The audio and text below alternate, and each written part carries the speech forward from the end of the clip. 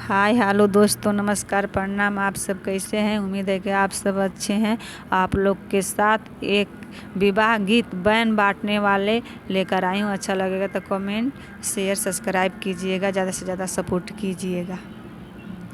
दे दो तू मुठा, दे दो तू मुठी, दे दो भर भर भोजन हो।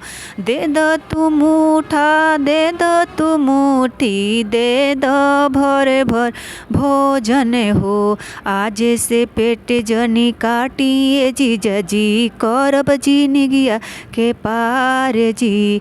आज से पेट जनी काटिए जीजा जी, करब जिनगिया के पार जी। दे दो तू मुठा, दे दो तू मुठी, दे दो भर भर भोजन हो।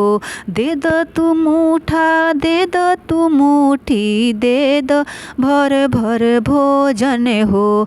आज से पेट जनी काटिए जीजा जी, करब जिनगिया के पार जी।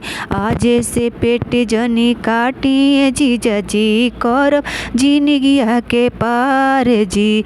रौरे दुआरिया पापा जी गइल, देखल कि हवा ईमानदार हो। रौरे दुआरिया पापा जी गइल, देखल कि हवा ईमानदार हो। यही से तोहारा संगे लगवल, करिह जिनगिया के पार हो। यही से तोहारा संगे लगवल, करिह जिनगिया के पार जी। यही से तोहारा संगे लगवल, करिह जिनगिया के पार जी। दे दो तू मुठा, दे दो तू